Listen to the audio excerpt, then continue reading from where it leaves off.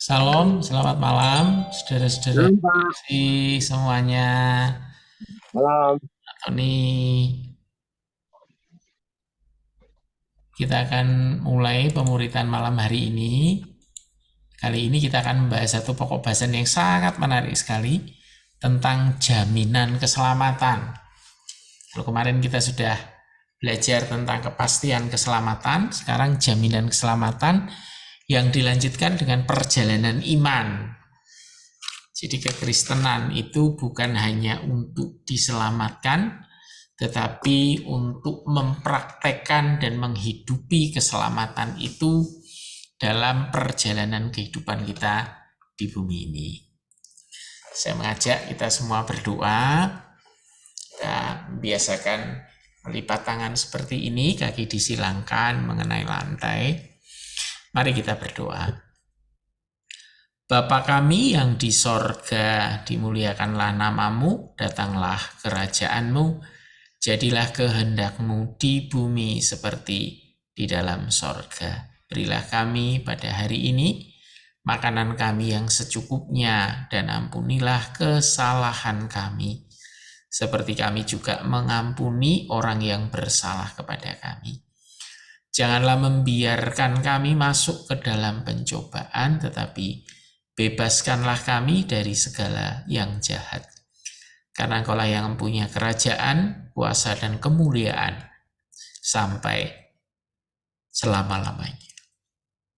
Bapa, saat ini kami mengarahkan hati pada Allah untuk menerima kasih Allah yang sempurna. Kami menyerahkan otoritas diri pada kebenaran firman Allah. Hari ini kami membuka diri untuk memiliki hidup berkelimpahan yang tidak terikat, tidak terbatas dari Allah yang hidup. Hari ini kami menerima segala berkat Allah, kesembuhan, kuasa, dan mujizat serta seluruh kepenuhan kekayaan Kristus. Kami menyerahkan hidup untuk dibentuk semakin serupa dengan Kristus setiap hari. Hari ini kami mendeklarasikan bahwa kami lahir secitra, segambar dengan Allah. Kami lahir untuk mewujudkan kehadiran Allah di dunia ini. Kami adalah kekasih Allah, kami adalah hamba Allah, dan kami adalah pemegang mandat Allah. Dalam nama Tuhan Yesus. Amin. Baik saudara-saudara yang terkasih, kita harus memahami bahwa prosesi keselamatan itu melalui pengorbanan darah. Dan pengorbanan darah yang bisa menghasilkan keselamatan sempurna bagi seluruh isi dunia hanyalah darah Kristus. Jadi manusia yang berdosa melalui darah Yesus.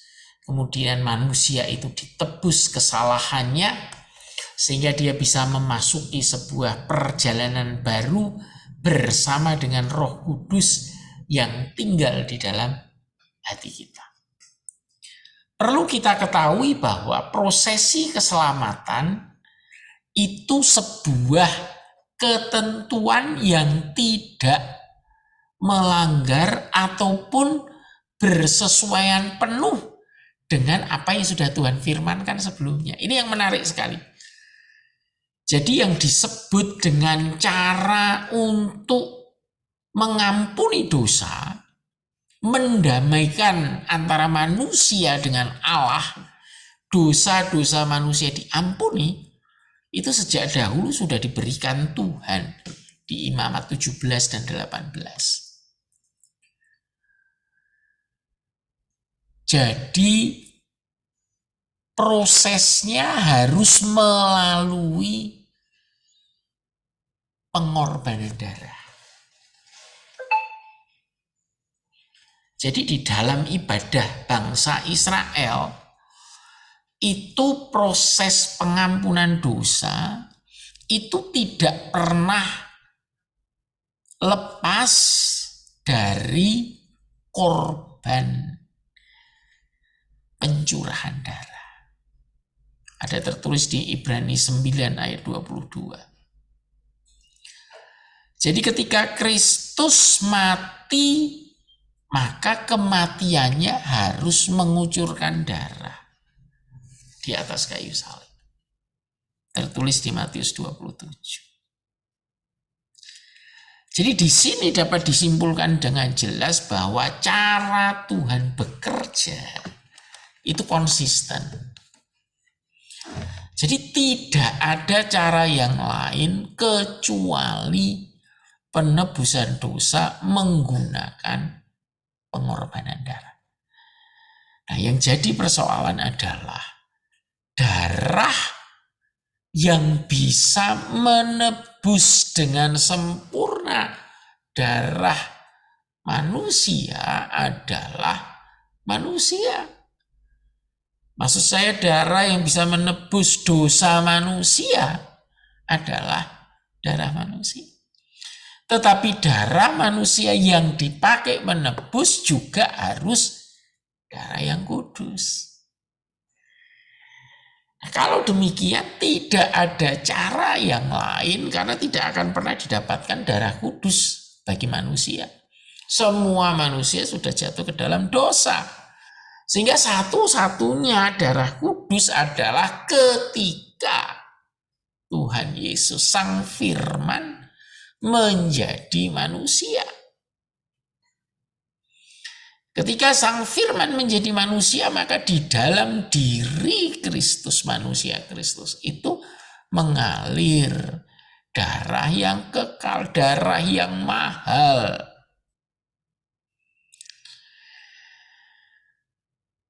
Dan kalau kita membaca di kitab Ibrani 9 sampai 11 sampai 12, di situ dikatakan bahwa Kristus sebagai imam besar. Nah, ini kan kembali lagi dengan aturan imamat tadi. Kalau zaman dulu pemercikan darah korban itu dilakukan oleh imam dengan darah korban.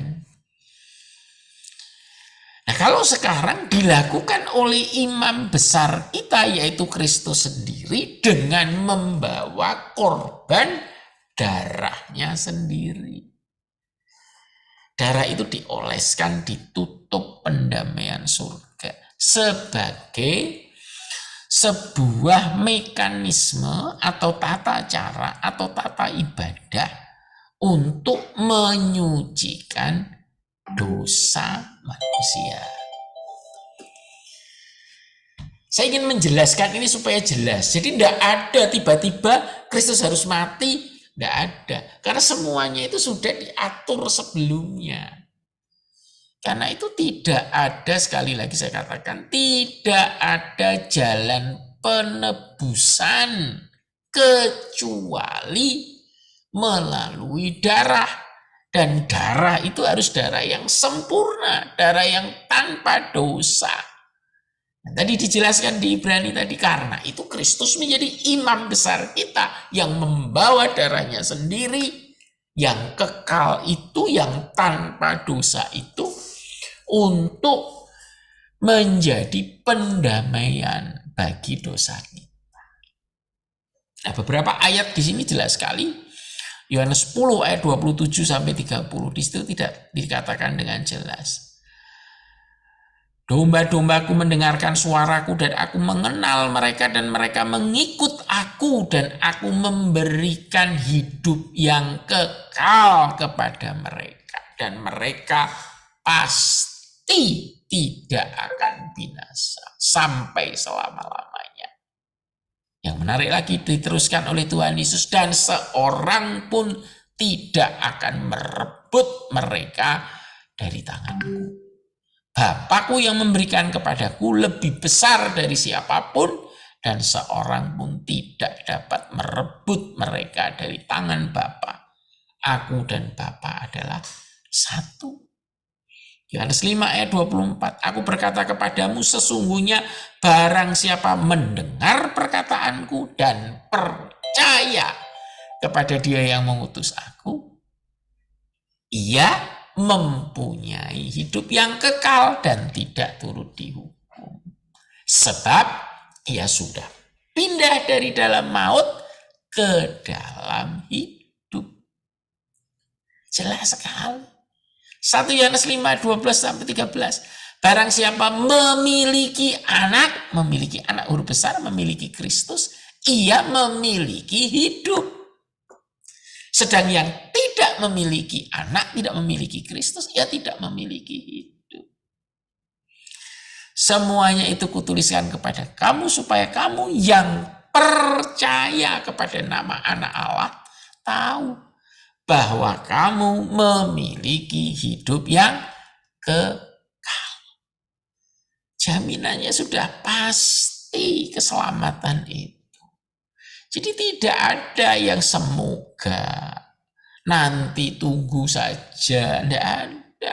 Karena setiap orang yang percaya kepada Kristus tidak turut dihukum. Dia sudah pindah dari dalam maut ke dalam hidup. Nah, kalau kita perhatikan Rasul Paulus menjelaskan di Efesus 1 ayat 13 dan 14. Firman Tuhan mengatakan, di dalam Dia kamu juga. Karena kamu telah mendengar firman kebenaran, yaitu Injil keselamatanmu. Di dalam Dia kamu juga. Ketika kamu percaya. Nah, perhatikan. Dimeteraikan dengan Roh Kudus yang dijanjikan itu. Jadi ketika orang percaya kepada Tuhan Yesus, menerima Dia sebagai Tuhan dan Juru percaya selamatnya,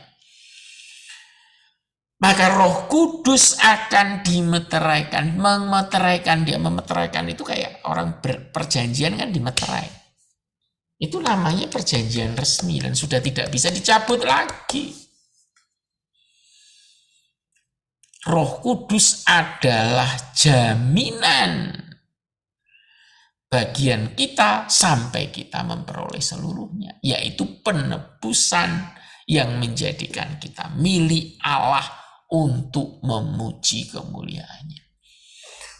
Jadi tadi Tuhan Yesus melalui darahnya yang sudah ditetapkan dari semula, dan sekarang Tuhan Yesus di sorga menjadi imam besar yang membawa darahnya sendiri, ditutup pendamaian, sehingga dosa kita pasti diampuni. Keselamatan pasti diberikan kepada kita.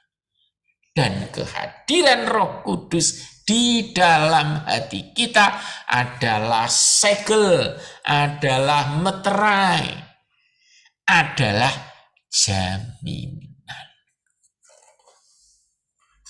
Titik.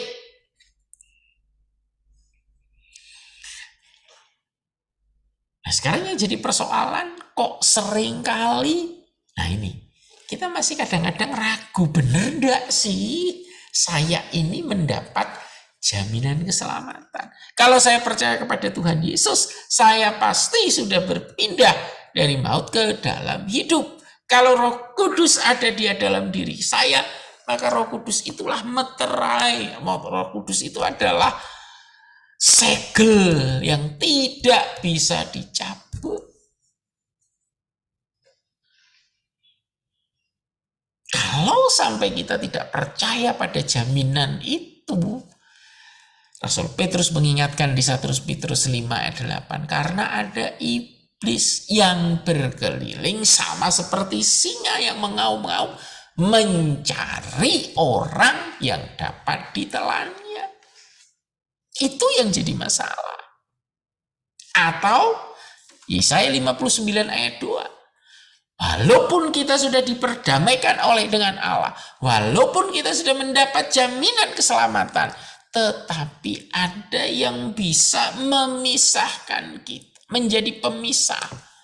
Bukan memisahkan kata-kata yang lebih tepat ya, tetapi yang menjadi pemisah, penyelubung, menutupi hubungan kita dengan Allah adalah dosa kita. Jadi iblis berusaha untuk menelan kebenaran itu. Kemudian dosa kita yang akhirnya membuat kita dengan Allah menjadi jarak.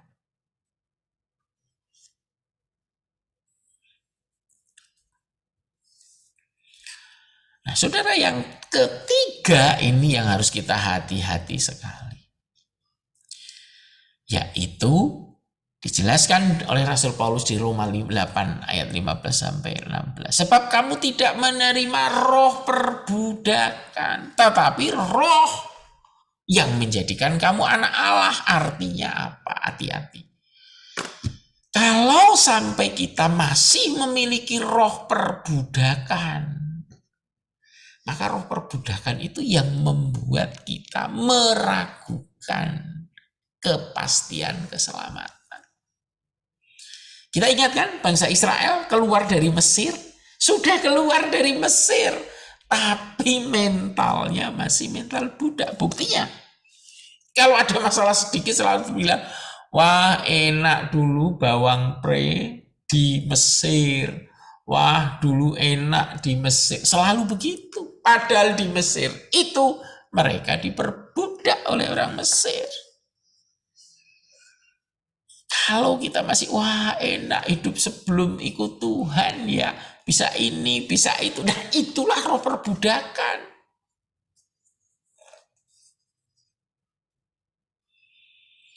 Saudara-saudara yang terkasih, saya ingin menjelaskan supaya benar-benar tidak ada keraguan lagi. Kalau firman Tuhan di depan tadi sudah jelas mengatakan, kalau engkau percaya kepada Kristus, maka engkau akan selamat. Engkau sudah pindah. Dan Roh Kudus yang ada di dalam dirimu adalah meterai tentang keselamatanmu sebelum engkau mendapatkan yang sempurna. Ini kan menarik sekali. Nah kalau sampai kita masih ragu-ragu terus, hati-hati kerja iblis. Yang kedua, hati-hati mentalitas kita roh perbudakan. Hati-hati terhadap dosa. Karena yang menarik adalah ternyata kehidupan dalam keselamatan itu tidak setelah selamat terus kemudian dicabut masuk surga. Tidak begitu kan? Kita sudah percaya kepada Tuhan, kita sudah yakin kepada Tuhan, menerima Tuhan, bahkan menerima Roh Kudus. Kita nggak langsung masuk surga. Tetapi kita masih tinggal di bumi untuk apa? Untuk menghidupi pertobatan tadi. Supaya kita bisa menghasilkan buah-buah pertobatan. Kalau istilah saya, keselamatan itu bukan pintu akhir, tetapi hanya pintu gerbang masuk ke dalam perjalanan kehidupan di dalam persekutuan dengan Tuhan yang benar melalui pimpinan Roh Kudus di dalam hati kita. Menuju kepada apa? Menuju kepada diciptakan ulang di dalam Kristus, bertumbuh menjadi serupa dengan Kristus. Inilah esensi persoalannya. Ini masalahnya adalah ketika kita sering kali meragukan keselamatan, ketika kita sering kali menjadi takut menghadapi masalah, ketika kita sering kali ragu-ragu, itu karena kerja iblis, karena kegagalan kita untuk meninggalkan perbudakan dosa, atau karena kita melakukan perbuatan dosa yang tujuan iblis dan dosa itu adalah menarik kita kembali. Jangan sampai kita melanjutkan perjalanan hidup kita untuk menjadi semakin serupa dengan Kristus. Itulah yang menjadi persoalan yang paling mendasar dalam diri kita. Nah, kita berhenti sampai di sini dulu. Saya silahkan teman-teman untuk menyampaikan pertanyaannya ataupun pendapatnya. Istilah mengulang yang minggu lalu, kepastian keselamatan, jaminan keselamatan. Monggo, silahkan. Mulai dari Pak Tony. Nah, gitu dong yang paling jauh. Pak Tony, ada pertanyaan Pak Tony? Iya, Pak. Shalom, selamat malam. Shalom. Silakan, Pak. Kedengaran nggak, Pak, suaranya? Jelas sekali, ganteng sekali suaranya. Ini tadi kan Bapak Beres. tawa nih. Eh, eh, sebenarnya Pak, saya kan masih baru ya Pak ya. Silahkan Pak. Semua baru Pak. Kok udah tua? Jadi yang kasih pertanyaan sebenarnya yang pertama-tama dulu, pemuritan pertama. Tapi saya mau kasih pertanyaan satu deh. Yang saya belum mengerti banget nih Pak ya. Kadang-kadang kan orang bilang kalau percaya Tuhan udah pasti selamat. Betul Pak. Jadi kita bisa hidup suka-suka dong Pak. Betul Pak. Menurut Pak Tony itu kan. Ya, pertanyaan Pak Tony itu paling menarik karena itu yang akan kita jawab malam ini, Pak. Jadi maksud saya kayak ini Tuhan Yesus telah menebus kita dengan darahnya ya. Iya. Dan sekarang saudara kita masih melakukan dengan binatang ya, yang tiap tahun ya di sebelah. Tapi saya berpikir kalau cuma dengan penebusan, terus kita dengan melalaikan apa yang Tuhan ajarkan ke kita, sama aja ya Pak ya. Nah itu pertanyaannya itu nanti. Menarik Pak untuk dijawab Pak. Terima kasih Pak Tony, kita sudah menangkap pertanyaan Bapak. Sama-sama Pak. Ada lagi pertanyaan berikutnya. Ini Galaxy Tab A ini siapa namanya ya? Nggak ada namanya. Silakan.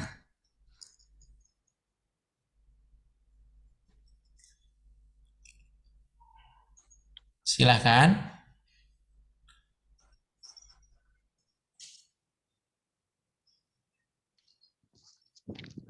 Shalom, selamat malam.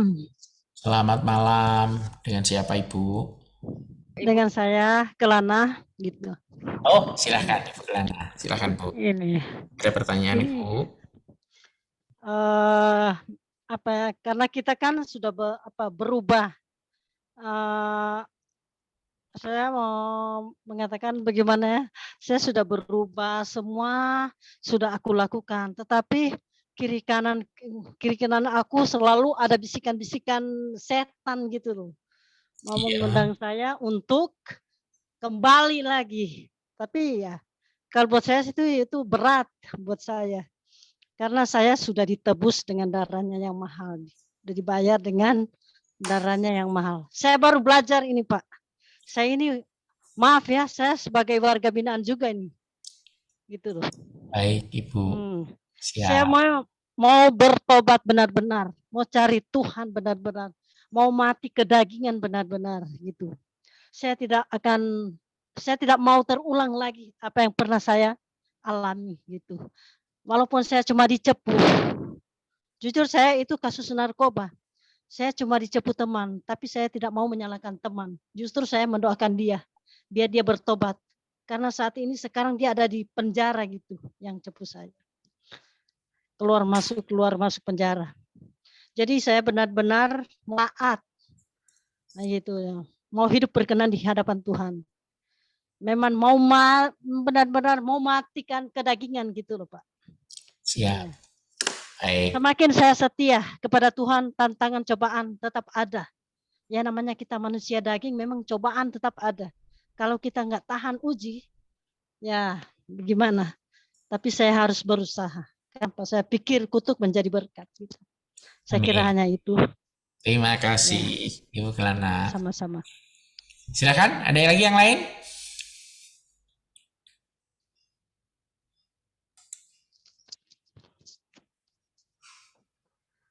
Monggo, pertanyaan boleh, komentar boleh, tanggapan boleh, silakan.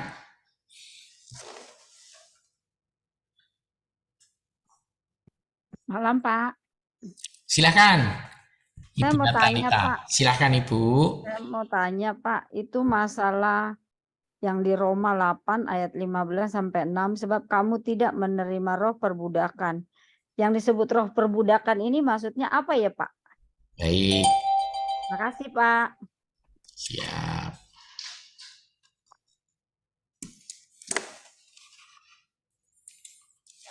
Masih ada lagi?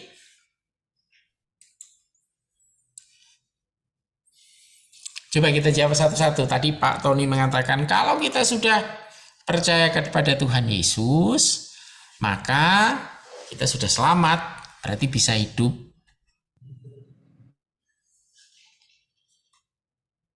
senang-senang, hidup bebas, kira-kira begitu. Nah, kita sama-sama baca ya, kita coba baca Efesus 2 ayat 10. Sebetulnya bisa baca di Kejadian 1 ayat 27, tapi kita coba baca yang Efesus 2 ayat 10.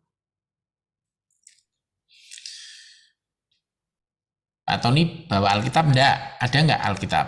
Efesus 2 ayat 10. Atau saya bacakan. Karena kita ini buatan Allah, diciptakan dalam Kristus Yesus untuk melakukan pekerjaan baik yang dipersiapkan Allah sebelumnya.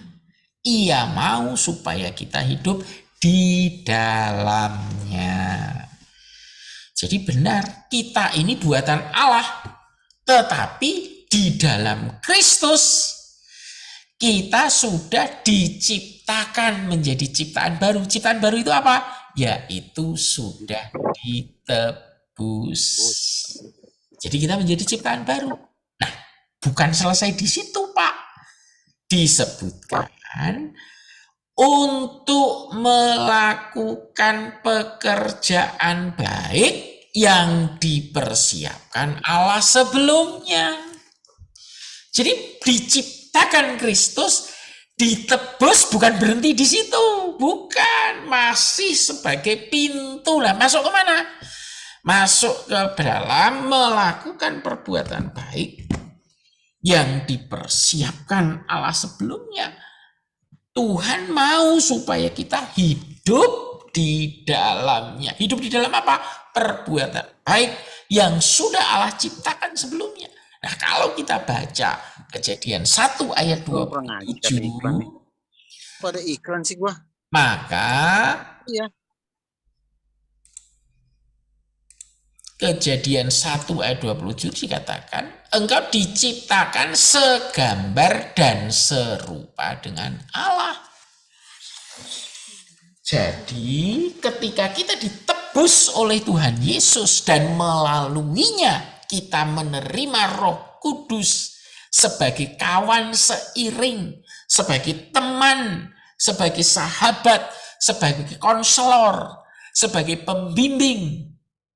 Itu tujuannya agar kita berubah menjadi serupa dengan Kristus, serupa dengan Allah, gambar Allah. Sehingga ketika orang melihat kita, orang akan melihat Allah. Ketika orang bergaul dengan kita, seolah-olah orang itu bertemu dengan Kristus. Itu tujuannya, Pak. Jadi bukan diselamatkan, ditebus, terus selesai. Tidak. Tidak sama sekali. Kemudian pertanyaan Ibu Kelana sama Bu Natalita hampir sama. Kita baca saja ya. Roma 8 ayat 15 sampai 16.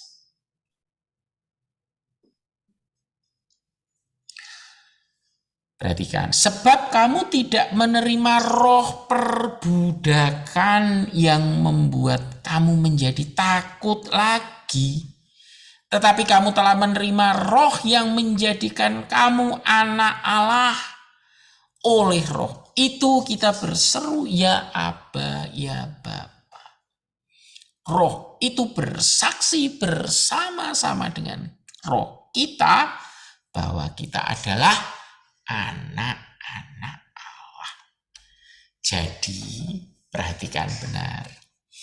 Kalau kita masih terus memegangi roh perbudakan, itu berarti kita masih terus-menerus akan menjadi orang yang takut. Takut terhadap apa? Takut terhadap masa lalu kita. Takut terhadap apa? Takut terhadap kuasa dosa. Takut terhadap apa? Takut terhadap akibat dosa. Takut terhadap apa? Takut terhadap hukuman dosa. Kalau itu masih terus-menerus kita pikirkan, terus-menerus menghalangi perjalanan hidup kita tidak bebas. Itu artinya kita masih menghidupi roh yang disebut dengan roh perbudakan.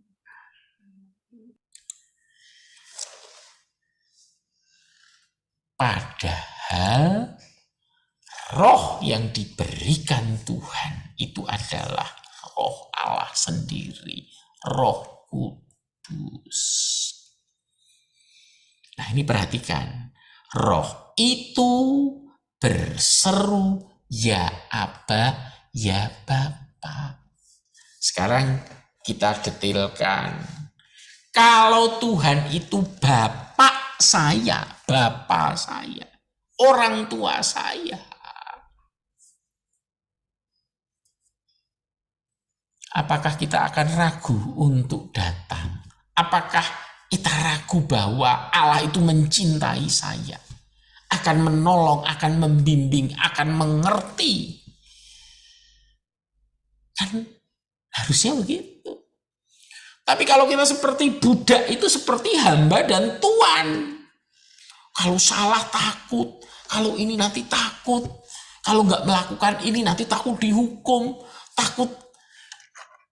Akhirnya hidupnya hanya penuh dengan ketakutan.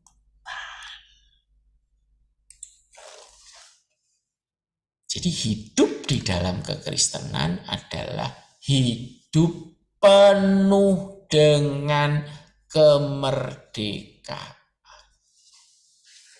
Nah karena itu pelajaran berikutnya adalah karena itu periksa diri. Periksa diri. Pertama, apakah kita pernah mengakui dosa kita? Apakah kita pernah dengan penuh kesadaran mengakui bahwa kita adalah orang berdosa? Karena itulah kita layak dihukum oleh Allah. Apakah kita pernah mengakui? Yang kedua, apakah kita pernah mengakui bahwa kita tidak bisa membebaskan diri kita sendiri, sehingga kita membutuhkan penebusan melalui pengorbanan darah Yesus? Kemudian apakah kita dengan sepenuh hati pernah memutuskan untuk menerima, mengimani, meyakini bahwa karya Kristus itu juga untuk aku, untuk saya? Jadi yang pertama, mengakui kalau kita berdosa, mengakui bahwa kita tidak bisa melepaskan hukuman dosa itu, sehingga kita membutuhkan Kristus. Yang ketiga, kita sepenuh hati memutuskan menerima karya Kristus, menerima Kristus sebagai Tuhan dan Juru Selamatku. 3 hal ini sudah pernah kita lakukan belum? Dan itu dilakukan sepenuh hati, dengan penuh kesadaran. Kalau aku ingat diriku, aku pasti masuk neraka. Kalau aku ingat diriku, aku nggak akan bisa lepas. Buktinya aku cuma jatuh lagi. Nggak punya daya apa-apa. Aku hanya bisa memohon Tuhan Yesus Juru Selamatku. Aku membutuhkan Engkau. Aku menerima Engkau, yang ketika menerima Engkau sebagai Tuhan dan Juru Selamatku, dengan sepenuh hati. Apakah kita sudah melakukan itu? Kalau sudah melakukan itu, cukup untuk menerima keselamatan. Karena keselamatan itu tidak bisa kita usahakan apapun. Kita mau berbuat baik, kita mau melakukan apa-apa, nggak bisa. Kita mau melakukan ritual agama, mau nyembelih kambing, sapi, nggak bisa. Karena kita nggak bisa mau melepaskan diri dari hukuman dosa, nggak bisa. Lah gimana, orang dosa sudah kita lakukan, bisanya kan ditebus. Yang nebus ya bisanya ya Tuhan Yesus. Karena yang mengorbankan darah ya cuma Tuhan Yesus. Karena aturannya di imamat tadi jelas, hanya dengan pengorbanan darah. Nah sekarang kalau teman-teman sudah melakukan 3 hal tadi dan sepenuh hati, pertanyaan yang terakhir adalah begini. Kalau kita sudah menerima Kristus, maka di dalam diri kita akan diam Roh Kudus. Nah, kalau di dalam kita ada Roh Kudus, nah ini kita merasakan enggak? Kita seringkali di dalam hati kita ada enggak hal-hal yang sifatnya mulia, hal-hal yang sifatnya rohani, hal-hal yang sifatnya membuat kita tuh kok rindu ya berbuat baik. Atau aku kok muak kalau aku berbuat jahat. Aku kok jijik terhadap dosa. Aku kok rindu terhadap firman Tuhan. Aku kok senang kalau berdoa. Aku kok begitu berbahagia kalau bisa menyaksikan kebaikan Tuhan kepada sesamaku. Ada enggak hal seperti itu di hati kita? Itulah cara kita memeriksa diri. Karena ini gambarnya. Ini gambarnya kalau hati kita itu masih belum ada Roh Kudus. Jadi kalau ada apa-apa, kita cuma mikir sesuai dengan pikiran pengalaman kita.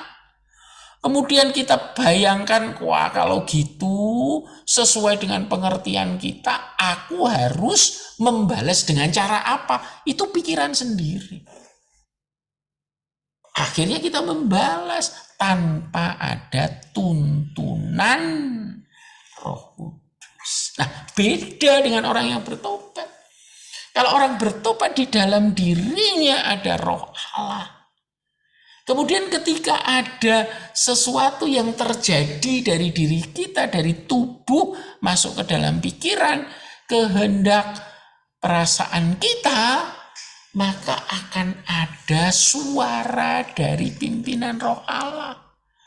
Saya kok kalau marah cepet ademnya ya. Kok kalau saya berbuat dosa, kok saya cepet ya menyesalnya dan sadarnya ya. Kalau dulu bablas saja. Kalau sekarang kok enggak. Nah itulah kerja Roh Allah.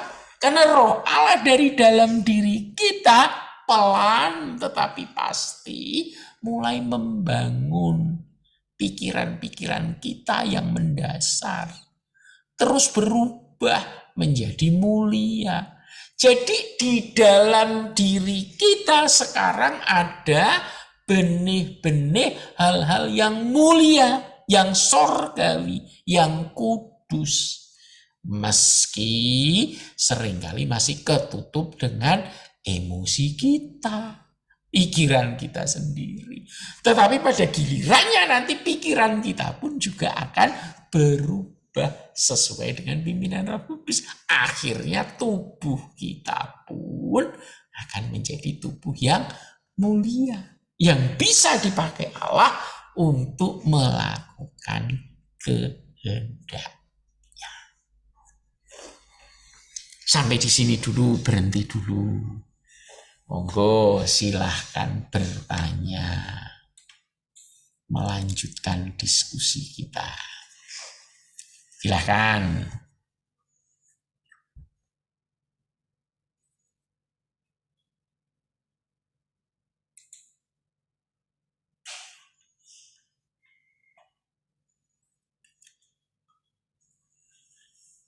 Ayo, silahkan. Bu Feni atau Bu Kelana, Bu Ratna, atau Pak Tony? Eh, Pak Tony, silakan Pak Tony. ya nanya lagi nih Pak. Kalau saya kan manusia ya Pak ya. Saya juga Manusia. manusia Pak Tony, sama Pak Tony. Yang ketawa bayar ya. Terus Pak Tony, silakan Pak Tony. Maksudnya begini Pak, saya manusia baru bertobat, Siap. tapi Iya, dia masih banyak dosa, Pak. Biar diselesaikan Bu. Silakan Pak Tony. tapi begini Pak, maksudnya di saat saya bertobat, saya ingin benar-benar dapat lagi bisikan, dapat lagi godaan. Saya benar-benar bertobat. Tapi di saat saya bertobat itu 1-2 langkah saya balik lagi, jatuh lagi. Tuh. Kadang-kadang kita sadar melakukannya, tapi udah melakukannya baru kita merasa iya ya.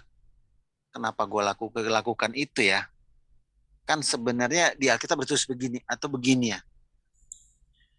Saya sering berpikir tapi ya namanya juga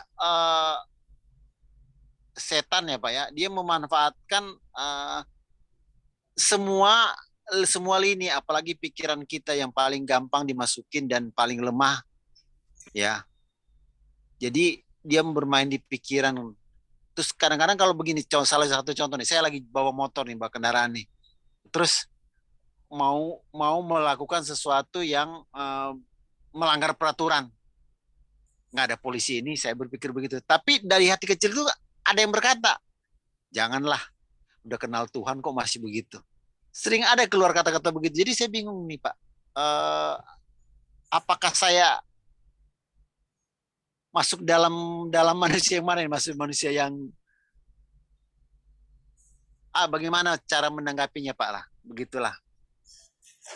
Terima kasih Pak Tony. Ini mungkin kita jawab lebih dahulu Pak Tony. Sebentar, ini saya tunjukkan gambarnya. Kira-kira apa yang sedang terjadi. Nah, kira-kira begini ya.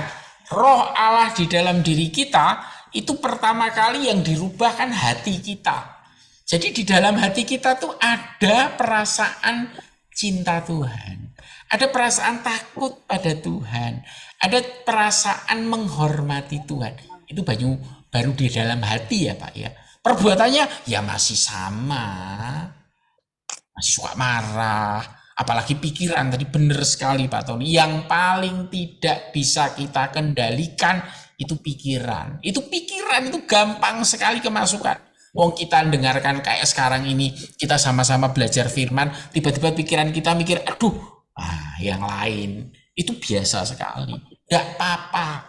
Yang penting proses di dalam ini berjalan. Lihat kemudian, setelah berubah, makin terang dia, tapi masih di dalam, luarnya masih sama. Gue zamannya masih Tony di Mangga.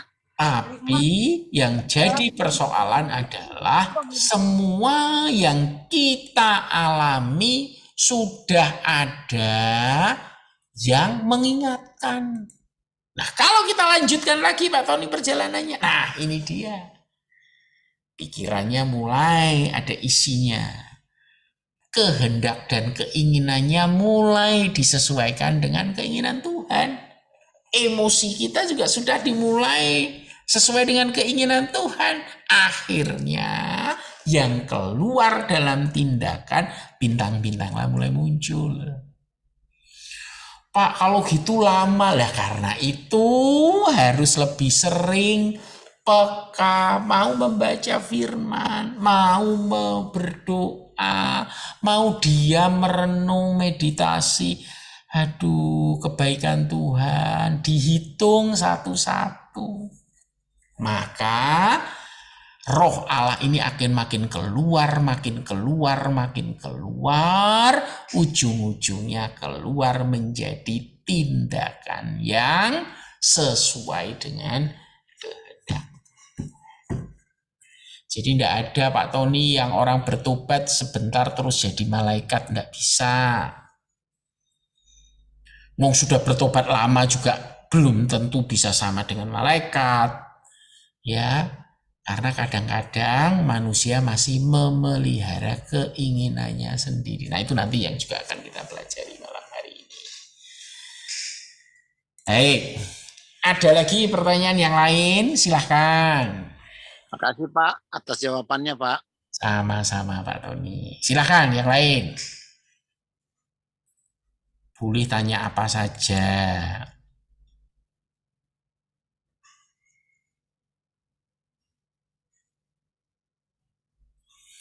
Bu Kelana mau menanyakan sesuatu lagi? Atau Bu Ratna? Atau Cik Feni? Atau Bu Yus? Ayo silahkan. Mungkin terbaik Pak. Ujian dikenali Pak. Iya Ibu.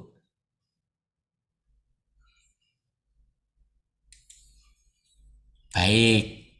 Karena itu perjalanan iman tidak boleh sekali-kali pun berhenti. Karena itu orang Kristen yang berhenti imannya pasti akan hancur hidupnya. Jadi kalau tadi mau naik motor, ada lampu merah, jalan terus tapi deg-degan, aduh, udah terlanjur hari ini. Ya jangan lupa malam nanti ketika berdoa, Tuhan ampuni aku melanggar lampu merah. Supaya besok kalau mau melanggar lagi, dari dalamnya udah makin kuat. Karena itu lanjutkan perjalanan hidup kita. Kita harus melihatnya begini, Bapak Ibu. Saya ini manusia yang penuh dengan dosa, tapi sudah menerima keselamatan. Wow, itu sudah untung gede saya. Tapi ternyata masih ada yang lebih gede lagi, yaitu apa? Allah, roh Allah yang ingin hidup di dalam diriku. Wow, itu mah kesempatan yang nggak ada tandingannya, Pak. Kita dikasih surat sama Pak Bupati, kamu makili saya ya di pertemuan besok.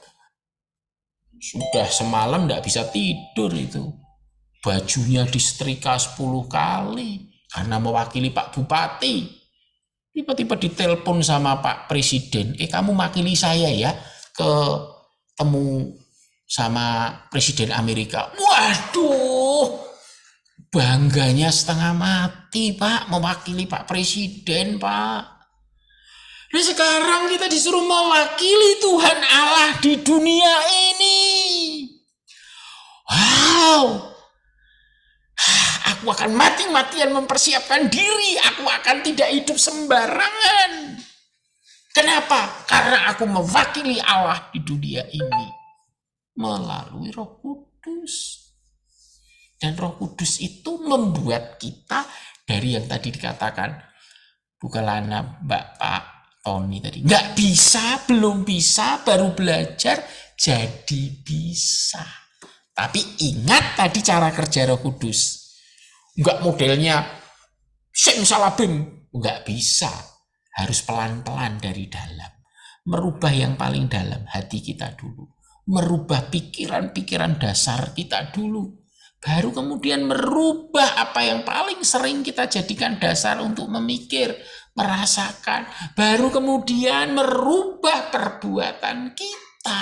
Karena Tuhan Roh Kudus bekerjanya dari dalam, beda dengan agama yang bekerjanya dari luar. Karena itu kalau orang beragama Pak harus ditegur, kalau enggak dikebuk, harus ditakut-takuti, diteriak-teriaki, harus bangun, kalau enggak bangun kamu nanti dihukum.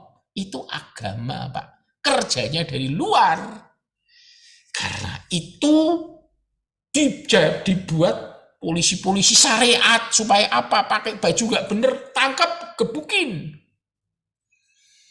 hukum, cambuk. Bukan seperti itu, Pak. Bu, cara kerja Roh Kudus itu dari dalam. Kalau dari dalam, akibatnya yang dibenahi dulu itu roh kita, hati kita, pikiran-pikiran dalam kita. Kemudian pikiran-pikiran perasaan luar kita. Baru kemudian perilaku kita. Pelan, Pak. Tapi pasti. Karena itu yang ditinggalkan Kristus adalah Roh Kudus. Kenapa Roh Kudus? Karena Roh Kudus itu dulu yang menyertai Kristus. Roh Allah itu yang menyertai Kristus sejak di kandungan Maria. Karena itu orang Kristen, orang yang paling beruntung. Roh Kudus yang sama-sama menyertai Kristus itulah yang ditinggalkan di dalam diri kita. Sehingga kalau kita mau menjadi Kristus, serupa Kristus, kita tinggal tanya sama Roh Kudus, Roh Kudus kuatkan saya. Roh Kudus, saya kok berdosa lagi, ampuni Tuhan Yesus. Roh Kudus tuntun saya, bimbing saya seperti Kristus. Karena itu Roh Kudus tugasnya membuat umat menjadi semakin serupa dengan Kristus. Tinggal meniru saja, tinggal kita taat saja. Kalau sudah nggak boleh, nggak nyaman, ya jangan diterusin. Kalau didorong untuk melakukan, lakukan. Kita makin peka terhadap suara Roh Kudus. Jadi gambarannya gini, kalau manusia berdosa, itu sudah rohnya gelap, hatinya gelap, kemudian pikirannya juga gelap, kemudian tubuhnya juga diikat oleh rantai yang banyak sekali begini. Jadi nggak bisa apa-apa, mau berbuat baik ya susah. Bablas-bablas terus. Tapi coba perhatikan, kalau roh Allah ada di dalam diri kita dan bergerak keluar, perhatikan. Kita mulai diperbaiki hati kita, perasaan kita, pikiran kita makin baik, makin baik. Tubuh kita dosanya juga makin kecil, makin kecil. Perilaku kita kadang-kadang benar, kadang-kadang salah. Lama-lama lebih banyak benernya. Lama-lama benar semua. Karena apa? Perubahannya dari dalam. Gambar yang berbeda, rohnya gelap, pikirannya gelap, kehendaknya gelap, emosinya juga gelap, sehingga perilakunya juga gelap. Tetapi ketika rohnya sudah terang, kehendak, pikiran, perasaannya juga makin terang, perbuatannya juga makin terang. Sehingga kita akan menjadi semakin serupa dengan Allah. Siapa yang serupa dengan Allah? Kristus. Sehingga karya Roh Kudus akhirnya membuat kita menjadi semakin serupa dengan Kristus. Ubah pikiran kita kayak orang di luar Kristen. Wah, saya harus gini, saya harus gini, saya harus pakai baju gini, harus pakai ini, harus pakai mantel gini, harus pakai gini, supaya saya nggak berbuat dosa. Ubah. Yang kita lakukan berdoa. Kalau kita berdosa, mengaku langsung pada Tuhan. Tuhan, ampuni aku. Karena itu saya selalu mengajarkan sebelum tidur, mengingat apa yang sudah kita lakukan. Bangun tidur. Coba Tuhan menegur apa? Mengakui dosa. Dan memohon. Bisik dalam diri kita. Saya biasanya berbisik yang telinga kita kedengaran. Roh Kudus, tuntun aku hari ini. Supaya aku tidak marah lagi kayak kemarin. Tuntun aku Roh Kudus dari dalam. Supaya aku bisa mencintai sesamaku dengan benar. Tuntun aku Roh Kudus. Hari ini aku mau ketemu orang yang sangat menyebalkan aku. Aku nggak punya rasa cinta sama dia. Tapi Roh Kudus kasih aku rasa cinta dari dalam. Supaya aku bisa mengasihi dia dengan tulus. Itulah bedanya. Mau berbaik, ya siapa bisa berbuat baik orang kita ini orang jahat. Roh Kudus tuntun aku supaya aku bisa berbuat baik. Siapa sih nggak sebel ketemu orang yang tiap hari cuman nyebelin? Roh Kudus beri aku hati yang luas, pikiran yang luas, supaya aku bisa mencintai, mengasihi orang yang begitu menyebalkan ini. Demikian juga ketika kita masih mencintai dosa, Roh Kudus tolong aku supaya aku membenci dosa ini. Aku jijik pada dosa ini. Ngomong, bicara terus terang. Nah, fungsinya Roh Kudus ada di dalam diri kita tuh untuk itulah. Salah sendiri kalau kita nggak make. Ada pertanyaan? Silahkan.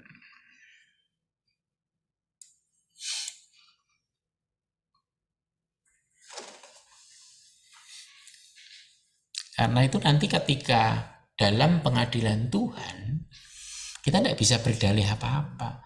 Tuhan, aku kan tidak bisa mencintai. Ya kamu memang nggak bisa. Siapa bilang kamu bisa mencintai? Yang bisa mencintai itu adalah Allah sendiri. Nah, kamu minta pernah sama Roh Kudus minta dipimpin supaya bisa mencintai? Ya salahmu sendiri. Ya Tuhan, aku kan ternyata kok lebih seneng bersama dengan dosa. Nah kamu gimana? Kamu seneng dosa karena hidup sesuai dengan tubuhmu, keinginanmu. Pernah nggak kamu minta Roh Kudus pimpin aku supaya aku muak ketemu sama dosa. Itu bener loh. Saya pernah punya kakak ipar. Itu bener, didoakan terus sama istrinya. Karena dia kecanduan rokok. Pada satu titik Tuhan menjawab doanya. Itu lihat rokok itu rasanya udah kayak orang mau muntah-muntah. Sampai dia masih punya beberapa slop rokok itu dibuang sama dia. Kasihkan orang semua. Sejak itu sampai sekarang tidak bisa dia ngerokok. Kalau ngerokok itu rasanya udah gak karu-karuan. Mual, muntah, pusing. Kok bisa ya? Nah itu dari dalam. Itu bedanya kerja roh Allah dengan roh agamawi. Karena kita bukan diajari Tuhan untuk beragama Kristen, bukan. Tetapi untuk taat dan setia kepada Kristus, menjadi pengikut Kristus. Ayo silahkan, pertanyaan selanjutnya, nanti saya terus yang ngomong. Silahkan.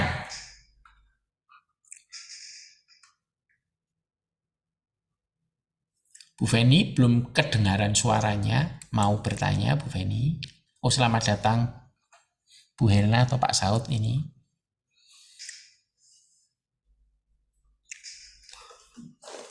Ya menyimak Pak. Terima kasih Pak Saud. Bu Feni, ada pertanyaan Bu Feni? Atau Pak Tony? Halo Pak. Enggak, ini silakan. saya mau tanya yang Lukas 6 ayat 45 Pak. Ya. Apa yang keluar dari diri kita meluap dari hati. Itu Pak, saya kan orangnya suka temperamental Pak. Suka emosi gitu Pak. Sama teman apa gitu. Nanti dilakukan aja Pak mulutnya Pak. Nah, ini menarik sekali Ibu. Karena itu tadi kan kita harus mengakui. Nah, ini apalkan aja Pak. Pokoknya begitu kita nggak bisa, kita ngakui di hadapan Tuhan, aku nggak bisa mencintai orang yang nyebelin ini, nggak bisa Tuhan, aku nggak bisa, ampuni aku, minta ampun, ngakui, kemudian minta ampun.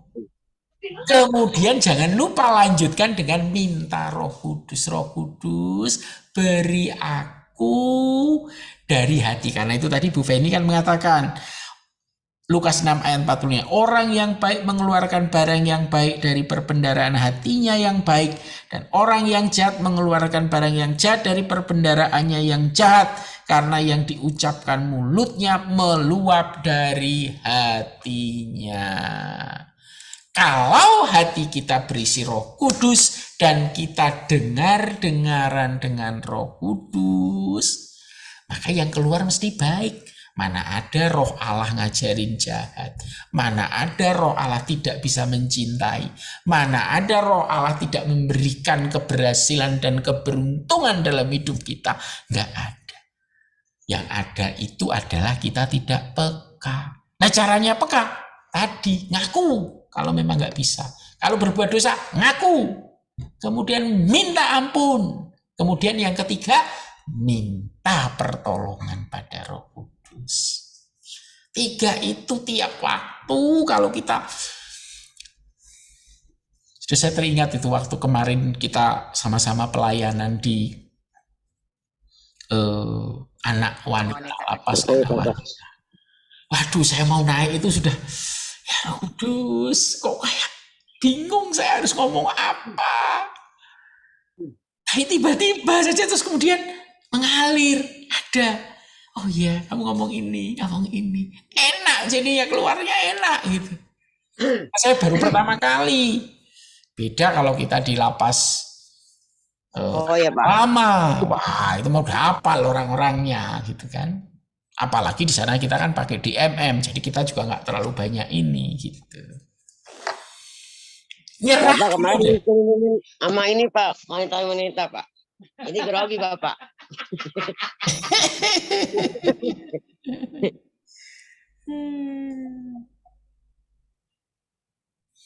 Masih ada pertanyaan? Pak Tony ada pertanyaan?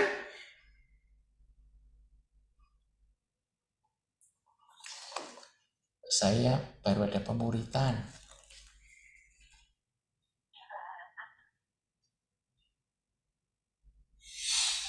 Pak Tony ada pertanyaan?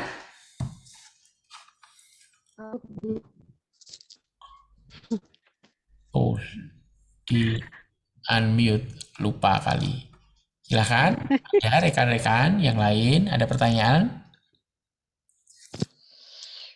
Ini Pak mau Silakan, Bu Kilana. ya, ibu sifatnya memang warga suatu itu indah depan, tapi bahkan hancur di belakang, ya kan? Sedangkan itu selalu depan tetap bahagia di belakang. Ya. Terima kasih. Iya, karena itu kita membiasakan menghidupi manusia. Roh itu maksudnya begitu. Jadi bagaimana kita membiasakan diri, masalah apapun yang kelihatan di depan mata kita, kita bawa dalam kehidupan roh kita. Masalahnya apa di depan kita? Waduh, sekarang kok kayaknya susah ini. Hari ini mau kemana ini? Misalnya kita baru cari uang, mau jual dagangan misalnya. Kita bawa dalam doa. Tuhan, aku mengakui keterbatasanku. Aku nggak tahu apa yang harus lakukan, Tuhan. Ampuni aku. Roh Kudus tuntun aku. Beri hikmat, beri makrifat, beri pemikiran yang dari sorga. Selalu menyerah begitu saja. Jangan banyak teori lah. Wah, harusnya gini, harusnya udahlah, nggak usah harusnya gimana, harusnya gitu. Nggak bisa saja, udah Tuhan, saya nggak bisa. Tuntun aku Tuhan. Kalau perlu tuntun aku, ketemu seseorang yang bisa menolong, membantu aku, pakai orang lain. Atau pakai suara hatiku, tuntun aku. Kuatkan aku. Ayo, silahkan. Ada lagi pertanyaan? Monggo, ini sifatnya diskusi ya, bebas saja ya.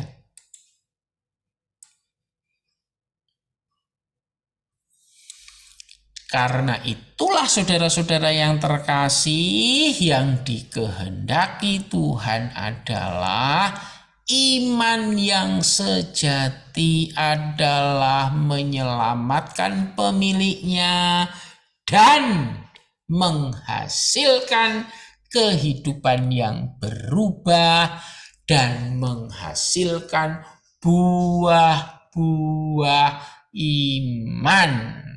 Kalau saya bayangkan gini, teman-teman. Kalau kita terima Tuhan Yesus, mengakui Dia sebagai Tuhan dan Juru Selamat kita, itu kayak tiket masuk. Tapi tiket masuk ke dalam sebuah sebuah gambaran saya ya, sebuah tempat yang begitu indah, begitu mulia. Kita bawa tiket masuk. Boleh masuk? Boleh. Tapi nggak bawa apa-apa. Nggak bawa peralatan apa-apa. Nggak punya apa-apa. Jadi ya masuk-masuk aja. Kesana cuma bengong sana, bengong. Ya seneng sih nggak masuk neraka. Cuman ya nggak bisa ngapa-ngapain. Tapi kalau orang hidup dengan iman dan imannya itu menghasilkan buah-buah roh, ada kesabaran, ada kemurahan, ada pengendalian diri, ada kasih, ada sukacita, ada damai sejahtera, dan seterusnya, dan seterusnya. Dalam hidup kita ini yang menghasilkan perkara-perkara rohani yang akhirnya menolong orang lain untuk bertobat, menolong orang lain, menemukan jiwa-jiwa yang baru, melayani orang-orang yang tertindas dan terhilang. Itu semua menjadi milik kita. Pada saat kita bawa tiket tadi sambil bawa bekal. Ketika kita masuk kerajaan surga, bekal kita banyak. Kita bisa membangun rumah di sana karena bekal kita banyak. Kita bisa mungkin membuat kendaraan di sana, kita bisa keliling-keliling lebih jauh dan seterusnya dan seterusnya. Itu kira-kira kalau gambarannya.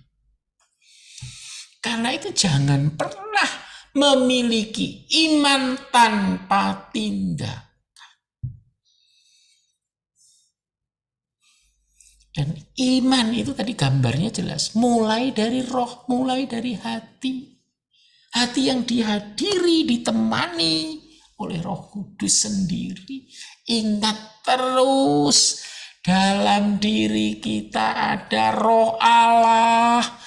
Dan kesempatan kita mewakili Allah di bumi ini. Jangan pernah kehilangan kesempatan itu. Sekarang teman-teman yang sudah mulai aktif di pelayanan, coba perhatikan. Kalau Anda naik ke panggung memuji Tuhan, entah sebagai pemimpin pujian, entah Anda sebagai pembawa pujian, pemain musik, coba. Kalau Anda merasakan Anda mewakili Tuhan di situ untuk hadir, untuk melayani, untuk menyatakan kasih Tuhan. Wow. Saya nggak akan buang waktu sedetik pun yang tidak mewakili itu. Rugi. Udah jauh-jauh. Jadi selalu ingat, di dalam diri kita itu ibarat ada benih perkara-perkara yang mulia dan baik. Maka rawat itu supaya terus-menerus bertumbuh, berkembang, berbuah lebat.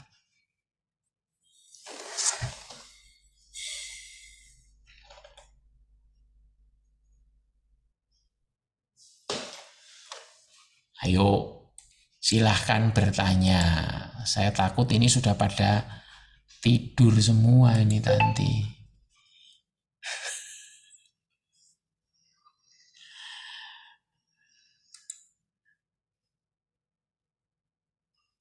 Pak Asun atau Bu Mei ini?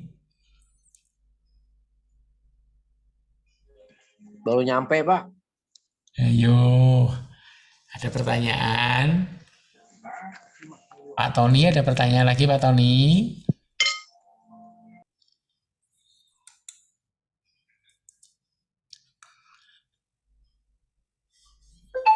Silakan Pak.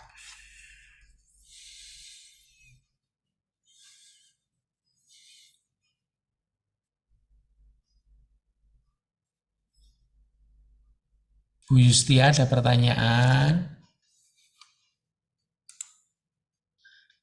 Saya berharap benar-benar kita semua menangkap ini. Saya suka berpikir gini loh Bapak Ibu sekalian. Rugi kalau ada kesempatan nggak dipakai. Aduh rugi, bener-bener rugi. Nah, ada Roh Kudus di dalam diri kita. Dan kita diberi hak kesempatan untuk mewakili Tuhan. Dimanapun juga kita berada. Roh Kudus ada di dalam diri kita terus. Kita baru naik motor, kita mewakili Tuhan Yesus sedang naik motor. Masa mau serogol sana serogol sini kan enggak toh. Nah itu loh. Kita mewakili Tuhan Yesus melayani teman-teman kita. Binaan yang masih ada di lapas. Wow. Jadi jangan apa-apa dulu. Ini kalau atau jangan bukan marah tapi udah biarin aja kan memang begitu tugasnya. Jangan begitu. Karena kita sebagai wakil Tuhan Yesus ya tunjukkan bagaimana kita menghormati penjaga, bagaimana kita menyapa orang-orang di sekitar kita dengan ramah, bagaimana kita menghormati para warga binaan, bagaimana menghibur dia. Alirkan apa yang ingin Tuhan Yesus lakukan melalui kita. Kesempatan. Biar nanti kalau di sorga sana bisa bangun rumah yang gede. Jangan-jangan bekalnya sedikit, nggak ada rumah, cuman bawa daun pisang, lah rugi lah. Nanti kalau kehujanan kedinginan nanti kita di sana nggak bisa bangun rumah yang gede.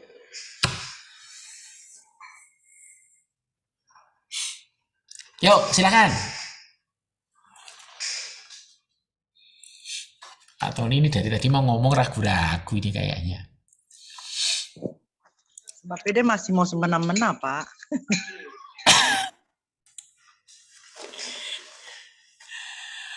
Bu Mei mau ingin menyampaikan suatu pertanyaan?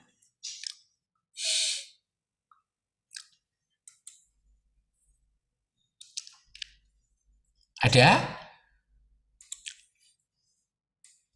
Nah, karena itu teman-teman ini kita ulang sekali lagi. Panggilan kita adalah untuk menjadi serupa dengan Kristus. Kalau istilah saya, mewakili Kristus.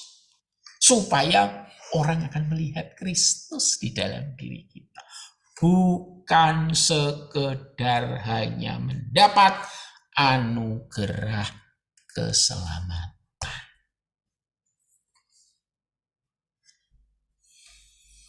Wah Pak, saya ini siapa? Kristus siapa? Ya jauh amat kemana-mana lah Pak. Benar, ya memang begitu. Karena Allah kita sempurna, maka kita juga harus sempurna sebagaimana Bapa kita sempurna. Lah kok bisa sempurna? Lah modalnya kan sudah dikasihkan di dalam diri kita, yaitu Roh Kudus. Karena itu sering-seringlah bicara dengan Roh Kudus.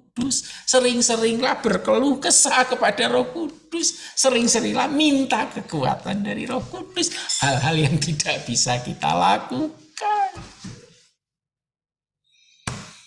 Mau ada Roh Kudus.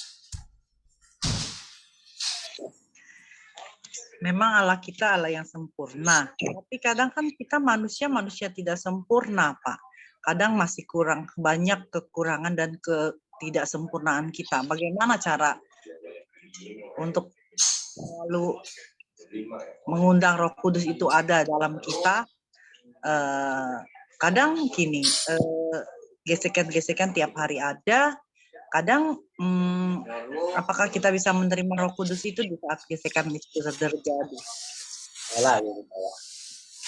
Roh Kudus itu sekali tinggal di tempat kita, dia akan tinggal selamanya. Jadi gambar pertamanya itu begini. Begitu kita menerima Kristus, Roh Kudus sudah di dalam diri kita. Tapi semuanya masih diri kita. Di luar Roh Kudus masih ada diri kita. Tebel banget ini. Ini pikiran-pikiran bawah sadar kita, ini pikiran-pikiran emosi sadar kita, ini tubuh kita. Ini semuanya masih kita. Roh Kudus di dalam diri kita, tapi apa saja yang kita lakukan ya seperti biasanya. Marah ya marah. Pikiran kotor ya pikiran kotor. Sama. Kehendak kita ya masih aneh-aneh. Tetapi ketika Roh Kudus itu terus-menerus kita asah, ketika ada persoalan, ada apapun yang berlangsung dalam hidup kita, kita tujukan, kita tanyakan seperti tadi. Pertama, kalau kita tidak bisa ya bilang, Tuhan ampuni aku nggak bisa. Kalau kita berdosa, Tuhan ampuni aku sudah menyakiti hatimu lagi. Konsultasikan dengan dia. Ngomong sama dia terus. Jangan berhenti ngomong. Roh Kudus tuntun aku supaya aku nggak salah jalan. Tuntun aku ke kiri apa ke kanan. Ampuni aku, kenapa aku marah. Nggak usah nunggu nanti sore. Langsung saja. Begitu sadar marah, Tuhan ampuni aku. Ini namanya terus-menerus diajak bicara. Kalau Roh Kudus diajak bicara terus-menerus, maka yang terjadi adalah Roh Kudus akan terus memberikan pengaruhnya. Ingat ya, kalau tidak dibukakan pintu, Roh Kudus tidak akan bekerja. Karena Roh Kudus itu cara kerjanya adalah halus. Karena itu simbolnya adalah burung merpati. Lembut, halus, tenang, tidak tergesa-gesa, penuh kelembutan, itu Roh Kudus. Nah, ketika kita mulai memberikan diri kita terus-menerus, Roh Kudus akan bekerja lebih luas lagi, lebih luas lagi, sampai pada tubuh kita. Jadi kalau kita berdosa, Roh Kudus sudah hilang? Enggak, masih ada. Loh, tapi kok masih sering dosa? Iya, karena kita tidak pernah berkomunikasi dengan Roh Kudus. Ingat terus, sebut dia terus. Sang penolong, kan Roh Kudus penolong. Lah penolong diajak ngomong juga kagak. Ya kalau sumbernya diri kita, ini contoh yang paling besar ya, yang sering terjadi. Saya juga sering begitu. Hal ini kan biasa, nggak usah berdoa juga bisa, orang biasa melakukan. Nah, itu salah besar. Karena kita tidak mengaktifkan Roh Kudus, tidak membuka karya Roh Kudus. Kalau kita membuka karya Roh Kudus, ada perkara-perkara yang tidak masuk akal yang bisa terjadi. Yang bisa digerakkan. Karena Roh Kudus itu Allah sendiri loh. Allah itu penguasa jagat raya ini loh ya. Sehingga melalui Allah bisa menggerakkan situasi sekitar kita sedemikian rupa. Jadi dari dalam kita dituntun, di luar kita bisa bertemu dengan orang-orang tertentu, cara-cara tertentu. Sehingga kita bisa benar-benar mendapatkan yang terbaik.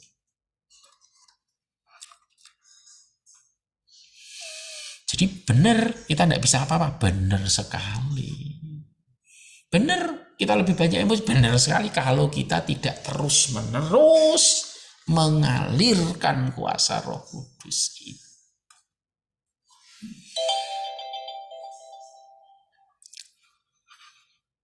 Kira-kira begitu Bu Mei. Silahkan yang lain.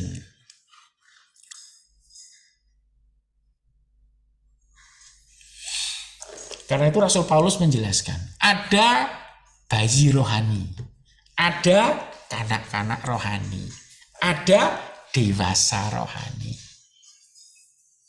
Beda-beda. Karena apa? Intensitasnya, keseringannya berkomunikasi dengan Roh Kudus itu yang membedakan pertumbuhannya. Teman-teman coba deh mulai malam ini biasakan berdoa sesederhana. Ingat 3 aja. Kalau kita berdosa langsung akui dosa. Kalau kita tidak mampu langsung aku tidak mampu. Mohon ampun. Dengan sepenuh hati. Kayak kita ngomong sama orang tua kita. Minta Roh Kudus, ambil alih hidupku. Rubah hatiku dari dalam. Rubah pikiranku dari dalam. Aku tiba-tiba punya pikiran buruk. Aku tiba-tiba punya pikiran kotor. Roh Kudus kuasai aku dari dalam. Ampuni aku. 3 itu lakukan terus setiap waktu.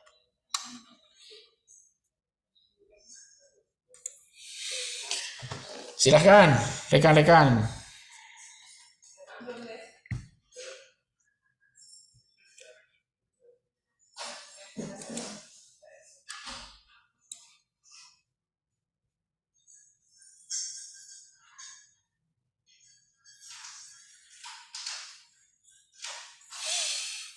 Nah, saudara-saudara yang terkasih, saya ingin kita membuka Pengkhotbah 10. Saya akan bacakan buat saudara-saudara ya. Pengkhotbah 10 ayat yang pertama. Ini menarik sekali.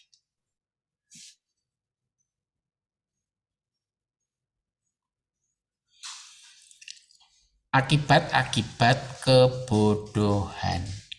Lalat yang mati menyebabkan urapan dari pembuat urapan berbau busuk. Demikian juga sedikit kebodohan lebih berpengaruh daripada hikmat dan kehormatan. Apa maksudnya?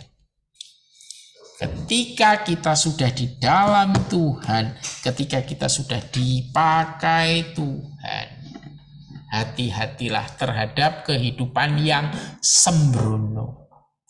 Kehidupan yang, kalau di sini dikatakan, lalat yang mati. Kebusukan. Hati-hati. Karena begitu kita melakukan, maka seluruh pelayanan kita bisa hancur lebur. Ini yang harus kita perhatikan. Kalau kita tidak melakukan dengan penuh hikmat, karena itu jaga diri dengan terus mengaku dosa, dengan terus memohon pengampunan, dengan terus memohon pimpinan Roh Kudus. Karena reputasi kita, integritas kita akan bisa rusak ketika kita hidup sembrono.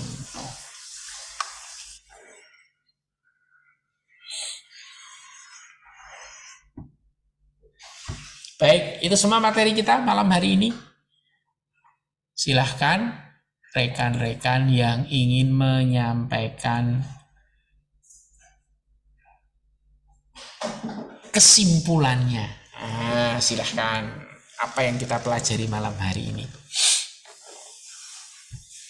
Monggo, mulai dari Ibu Ratna mungkin.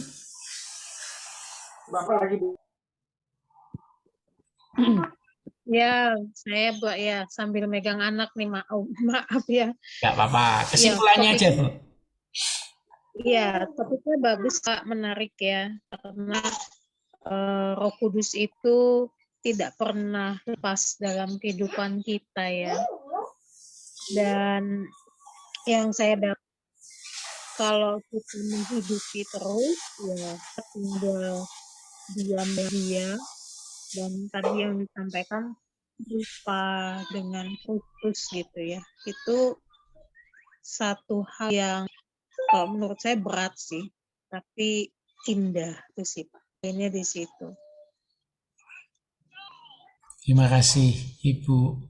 Kita bersyukur sekali dengan Roh Kudus yang sudah diutus Kristus hadir di dalam hati kita, dalam hidup kita.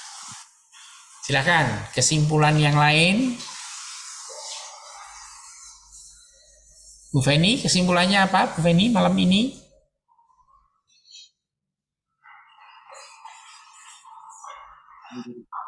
Pak, ya harus menghidupin roh dalam diri Pak. Mengakui kesalahan kita yang tidak yang dulu perbuatan saya. Iya Ibu. Kesalahan dosa-dosa dulu, Pak. Pokoknya apal kalau ada salah langsung minta ampun, ngaku, kemudian minta pimpinan Roh Kudus. Ucapan aja, pertama-tama mungkin kayak nggak ada apa-apa, terus saja lakukan. Kalau saya selain mengatakan gitu, biarin aja, saya terus saja. Lama-lama itu kan kayak cerita di Alkitab itu loh, yang janda dengan hakim yang lalim. Tiap hari dia ketuk pintu, tiap hari dia gangguin terus, tolong saya terus. Akhirnya hakim ini ya udahlah daripada ganggu dia tak bantu.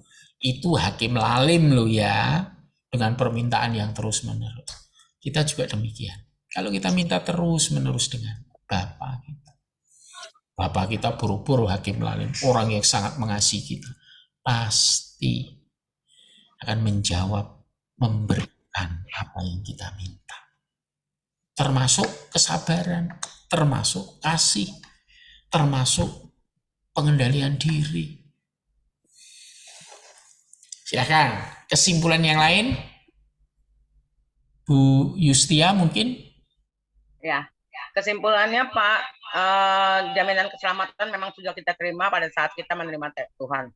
Tapi tetap harus mengandalkan Tuhan untuk setiap kegiatan kita, apapun yang kita lakukan, bergantung penuh sama firman Tuhan.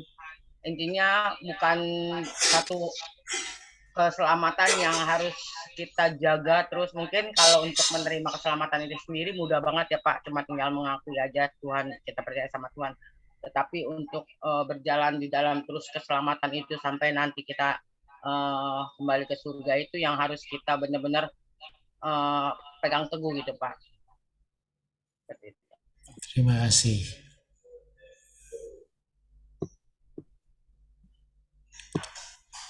Pak Tony, kesimpulannya?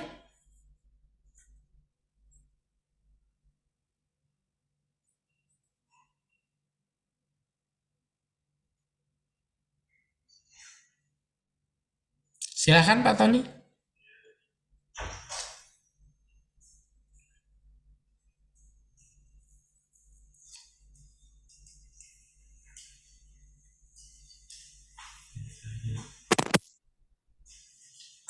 Kedengaran nggak? Baru kedengaran sekarang Pak. Tadi nggak kedengaran. Iya. Kesimpulan saya sih Pak, sebagai orang Kristen kita itu belajar ya. Belajar hidup berdampingan dengan Roh Kudus. Belajar mendengar suara Roh Kudus. Pokoknya singkatnya ya belajar. Jadi orang Kristen itu harus belajar. Belajar mendengar, belajar menerima, belajar bersabar. Dan masih banyak lagi belajar yang lain. Itu aja Pak dari saya. Terima kasih Pak Tony. Siapa lagi monggo?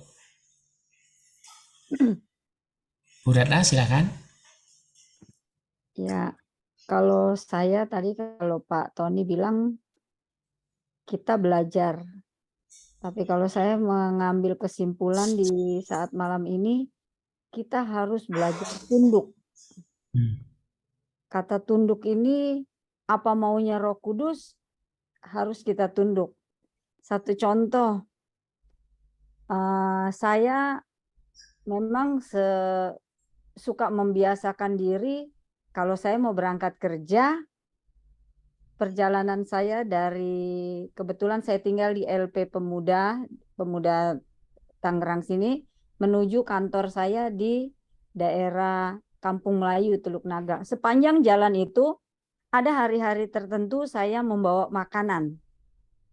Saya memberi kepada pemulung kalau pagi. Tetapi ada satu kali kata yang saya menyimpulkan pada saat ini ya, Roh Kudus ini satu pengalaman pribadi saya.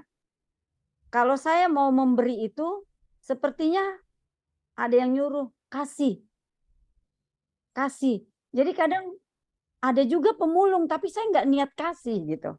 Saya tidak mau ngasih. Tapi ketika saya berjalan tuh, sepertinya ada yang bilang, kasih.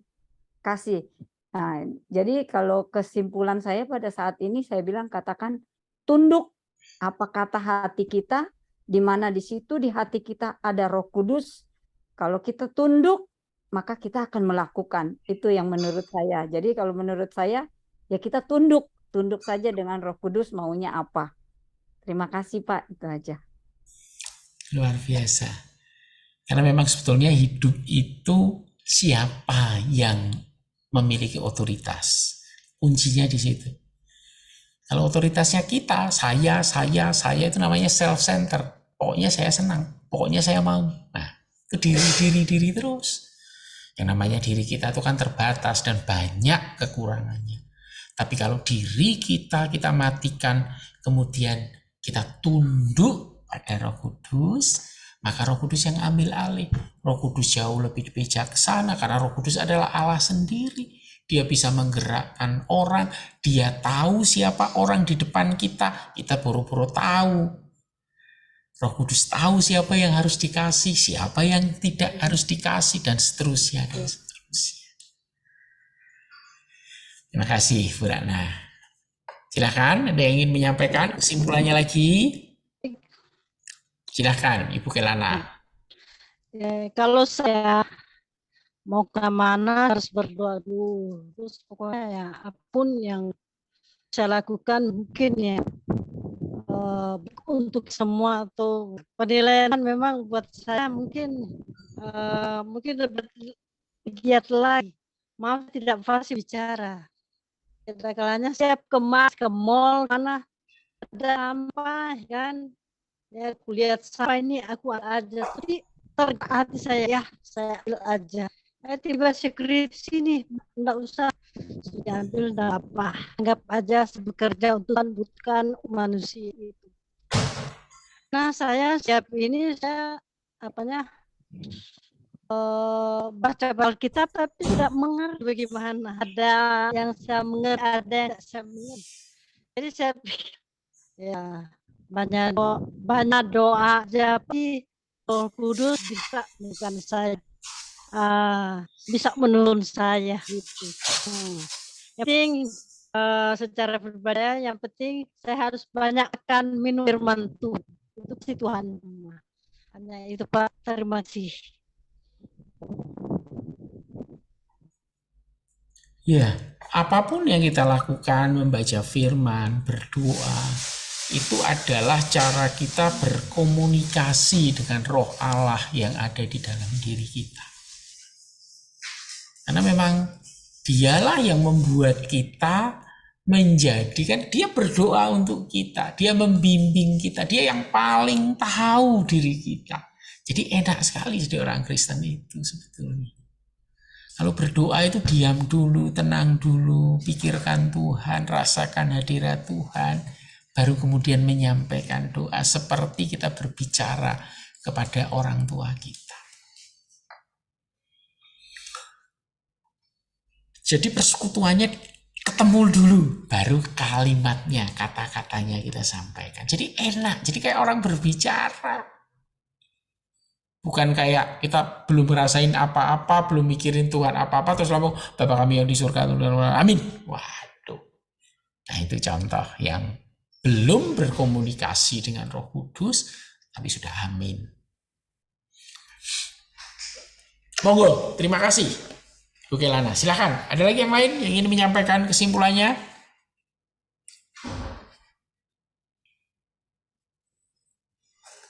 Pak. Silahkan, Bu Feni. Saya mau nanya Pak, kita kan kalau doa nih, semuanya ini kita mau doain keluarga kita. Boleh gak kita berdoanya mendoakan keluarga besar saya ya? Jadi kita tidak menyebutkan satu namanya Pak gitu maksudnya. Oh boleh mendoakan keluarga besar, boleh mendoakan satu-satu, boleh, mana saja boleh. Nggak ada masalah. Nah, kalau kita doakan ampunilah segala dosa-dosa saya, jiwa raga saya itu apa tuh artinya itu Pak? Iya. Jiwa raga saya yang dosa-dosa yang dulu kali Pak ya? Ya. Kadang-kadang kan dosa itu juga tidak kita sadari kan Bu Feni. Kadang-kadang loh ya. Iya. Karena itu ketika kita, tapi kalau spesifik kita sadari, ya langsung aja kita sebutkan, ampuni saya Tuhan, Karena tadi saya marah pada anak saya, misalnya begitu. Kan kita tahu. Iya, kalau saya, iya, saya kalau doa gini, ampunilah Tuhan jiwa raga saya di masa-masanya lampau gitu, maksud aku gitu. Aku kalau tiap hari berdoa begitu mulu Pak, untuk ngampunin dosa saya ya Pak. Nah, kalau doa masa lalu terus-menerus, Tuhan malah bingung. Kan sudah diampuni kemarin, masih minta ampun lagi. Nah, lebih baik dosa yang kita lakukan hari ini, gitu ya. Atau kalau yang masa lalu yang belum saya akui atau yang tidak saya sadari bisa. Tapi prinsipnya kalau Tuhan mengampuni itu ya sudah diampuni, sudah dilupakan. Kalau kita masih ngingat terus, lah Tuhan sudah melupakan. Lah kamu kok ngomong masih minta ampun, lah sudah diampuni. Dosa yang mana? Nah gitu akhirnya. Ya. Ya Pak, makasih Pak. Baik, terima kasih ini. Ada lagi kesimpulan?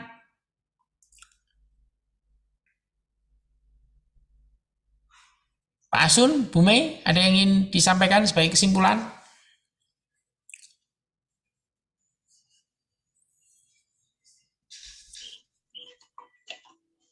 Kesimpulannya, kita harus hidup serupa dengan Kristus. Baru semua bisa, ya juga kita harus mengakui dosa kita sih Pak. Yang kadang-kadang suka meledak-meledak gitu. Jadi harus ya yang seperti Bapak bilang juga, kita harus jujur di hadapan Tuhan. Apa yang kita merasa itu bersalah ya kita mohon ampun dengan Tuhan gitu. Dan kita minta tolong Roh Kudus untuk membimbing kita dengan ya mungkin nggak bisa langsung tapi step by step supaya in the future kita bisa more better lah Pak. Right. Pelan-pelan pakainya nggak bisa cepet-cepet itu mah, mesti bisa makan tahunan kali itu mah. Bisa seumur hidup Pak. Iya, iya, benar seumur hidup. Karena Tuhan Yesus itu kan sempurna, kita kan sangat tidak sempurna. Untuk menjadi sempurna, waduh, sampai umur berapapun juga nggak sempurna kita, tapi nggak apa-apa. Yang penting kita terus maju, gitu. Ya, bersama-sama maju dalam Tuhan, Pak. Amin. Luar biasa. Jadi saya kira malam hari ini kita jelas bahwa kita dipanggil bukan hanya untuk diselamatkan, tetapi dipanggil untuk menjadi serupa dengan Kristus. Mewakili Kristus dalam posisi kita sebagai istri, sebagai suami, sebagai pelayan Tuhan, sebagai anggota BPM. Tuhan ingin supaya orang melihat dirinya pada saat kita memuji Tuhan, melayani Tuhan, mengampuni orang, bertegur sapa dengan orang, melayani orang, masak yang enak buat orang, semua kita lakukan sebagaimana Kristus akan melakukannya. Jika Kristus itu adalah diri kita, mewakili Kristus. Luar biasa. Jangan pernah sia-siakan kesempatan ini. Baik, kita akan akhiri malam hari ini. Saya minta doa penutupnya malam hari ini.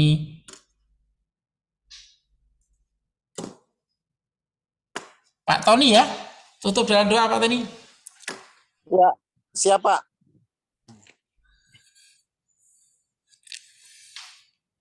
Silakan Pak Tony. Lanjut langsung nih Pak. Ya, silakan tutup dalam doa. Ya. Mari kita satu dalam doa.